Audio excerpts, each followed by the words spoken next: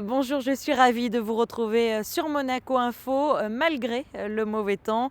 Tout de suite, vos titres en images. La deuxième rencontre monégasque de la santé mentale a eu lieu cette semaine à la salle du Ponant.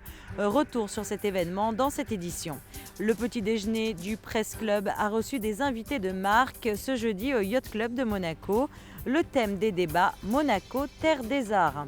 Un mot de football, les Rouges et Blancs se déplacent à Châteauroux vendredi pour le compte de la 28e journée de Ligue 2 et puis retour sur l'Assemblée générale annuelle du Motoclub.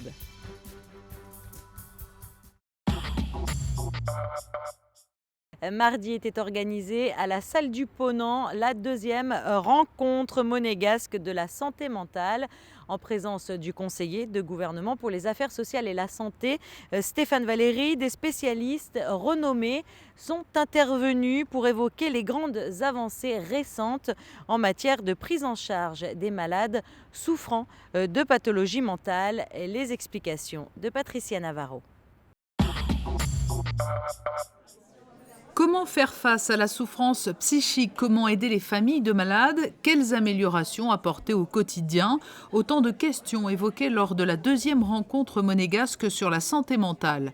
Ce rendez-vous a vu le jour l'an passé à l'initiative d'une jeune association d'Amorepsy, créée en principauté en 2008 et dont l'objectif est de favoriser le partage d'expériences et l'accompagnement des familles ou des proches de malades psychiatriques. Notre association est là pour démystifier la maladie psychiatrique. Et c'est pour ça que nous faisons cette rencontre monégasque de la santé mentale, pour faire parler de la maladie psychiatrique et pour parler de nous. La deuxième chose, c'est un projet que l'on a à cœur, nous, les membres de l'association et les membres qui me suivent dans le conseil d'administration. Ce projet, c'est un GEM, un groupement d'entraide monégasque qui permettra aux malades de se retrouver entre eux, de pouvoir avoir certaines activités, et c'est très important. Rien ne sera médical, tout sera au niveau d'un éducateur qui permettra aux malades d'avoir une vie un peu normale. Mais en fait, ils ont besoin de se retrouver entre eux pour pouvoir partager certaines choses que nous ne comprenons pas. Au cours des dernières années, la principauté a beaucoup innové pour favoriser une meilleure prise en charge des malades souffrant de troubles psychiatriques, des pathologies qui vont des schizophrénies aux troubles bipolaires ainsi qu'aux dépressions et qui ont pour conséquence d'entraîner des difficultés d'adaptation à la vie sociale.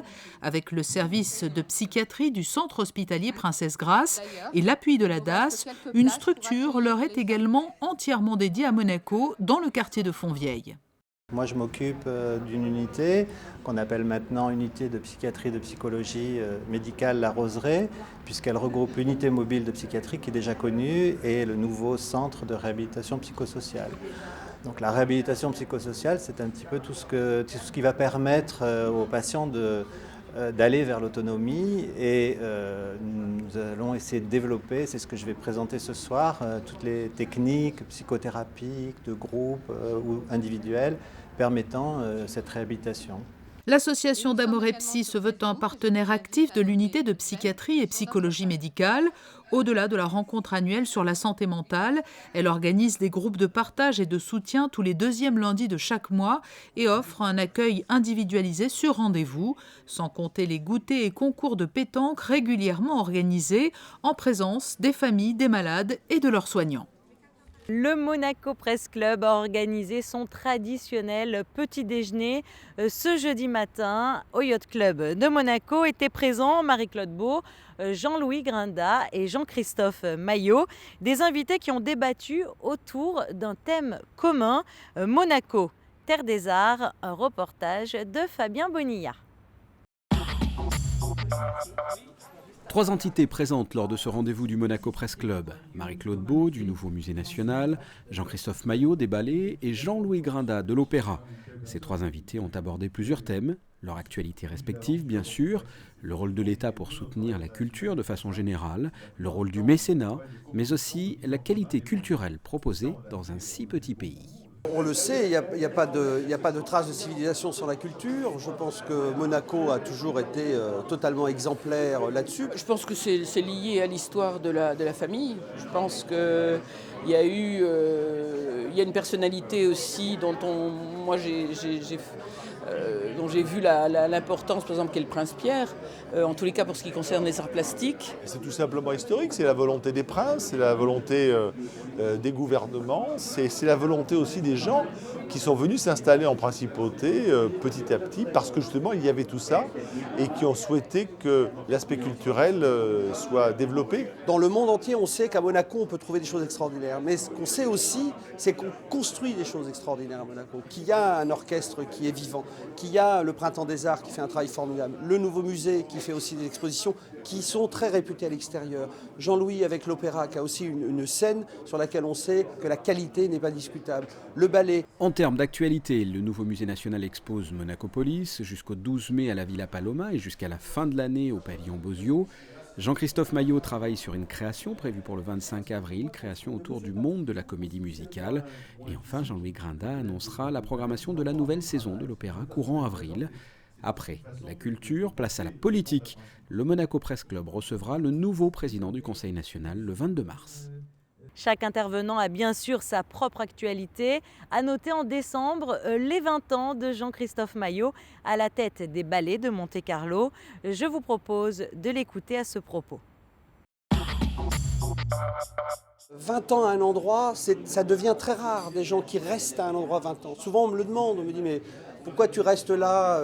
Je dis parce que j'ai pas fini ce que j'avais à faire, parce qu'il y a une relation qui s'est mise en place avec des gens et que rester vivant, essayer de continuer à offrir au public des choses nouvelles, ne pas lasser, arriver à trouver des choses différentes, c'est un défi en soi dans notre époque qui est intéressant. Et pour fêter ça, donc, vous allez reproduire quelque chose qui a marqué énormément les esprits des spectateurs.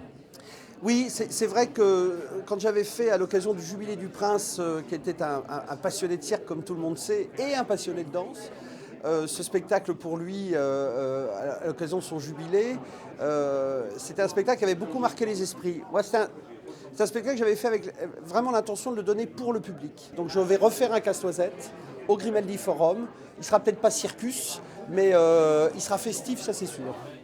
Sinon, dans le reste de l'actualité, en bref. Le cinéma Le Sporting présente Japelou, un film qui raconte l'histoire du cavalier Pierre Durand et de son cheval Japelou. C'est l'acteur Guillaume Canet qui interprète Pierre Durand. La projection du film aura lieu le 13 mars prochain à 18h au cinéma Le Sporting. À l'issue de cette projection, les spectateurs pourront rencontrer le héros de ce long métrage, Pierre Durand. T'as pas trop perdu, hein? Il a du cœur, ce cheval. Il a plus que ça. Et puis un mot de football à présent. L'AS Monaco se déplace à Châteauroux vendredi pour le compte de la 28e journée de Ligue 2. L'objectif se rapprocher encore un peu plus de la montée en Ligue 1. Frédéric Elion.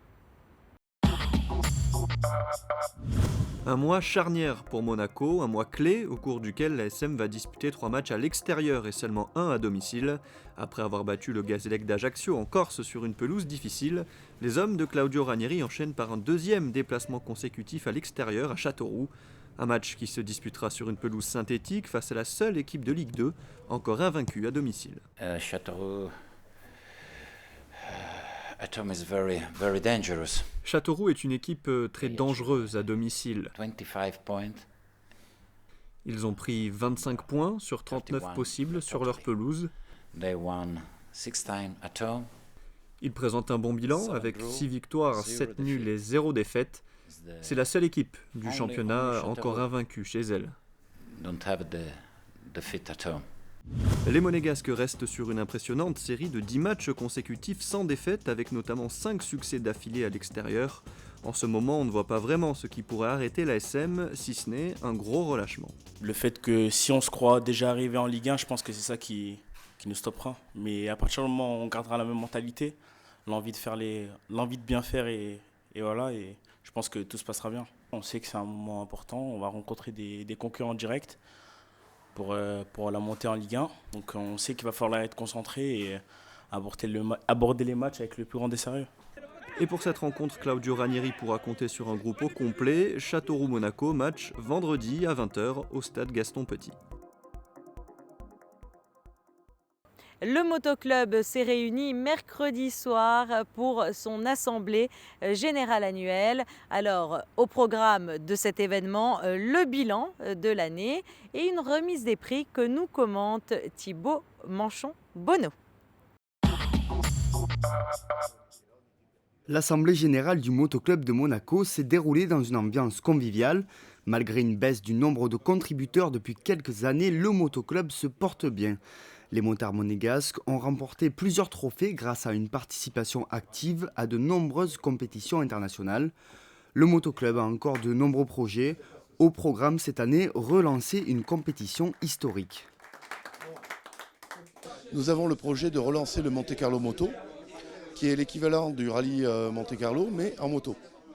Donc ça sera une activité, une épreuve, je pense, très sympathique, qui va amener un peu de monde et qui va me permettre de relancer un peu le sport motocyclisme. J'avais envie de relancer cette activité. Le problème, c'est que la structure du motoclub de Monaco, à l'époque, ne le permettait pas. Mais là maintenant, nous avons des directeurs de course qui sont diplômés. Nous allons pouvoir, avec ces directeurs de course, former nos commissaires, former nos équipiers et nous allons pouvoir, je pense, d'ici 1 an ou 2, pouvoir relancer l'activité. Oui. La soirée s'est terminée sur une remise de prix. Les champions du motoclub ont été récompensés. L'assemblée aura été marquée par la présence de David Casteux, 8 participations au Dakar et champion du monde des rallyes tout-terrain en 2010. Un champion toujours très attaché à son club. Avec le motoclub, c'est une longue histoire parce que ça fait presque 15 ans que je suis au motoclub de Monaco et c'est vrai que André m'a beaucoup aidé au début parce qu'il faut savoir qu'avoir un motoclub avec nous c'est toujours très important parce qu'on ne peut pas aller faire une compétition sans avoir notre licence. Notre licence, ça veut dire nos assurances. Quand on fait des courses comme moi dans le monde entier, être sûr d'être rapatrié, d'être attendu si on a le moindre problème et tout, c'est quand même très important. Et au-delà de ça, c'est vrai qu'il y a une ambiance qui est incroyable. Cet été, ils sont venus tous dans mon atelier voir mes motos, voir où on fabriquait les motos. Donc il y a une vraie complicité. Le motoclub de Monaco fête ses 65 ans cette année et il a encore de beaux jours devant lui. Passons à présent à la météo. Alors, aurons-nous toujours la tête dans les nuages ce week-end ? Commençons par vendredi, poursuite d'un temps médiocre. Le ciel sera évidemment en grande partie nuageux. De légères averses ponctueront la journée, notamment le matin. Des températures cependant acceptables pour la saison. Samedi, la menace de pluie sera un peu plus faible, mais le beau temps ne sera toujours pas au programme. Dimanche, le soleil sera enfin de retour, entraînant avec lui des températures un peu plus agréables.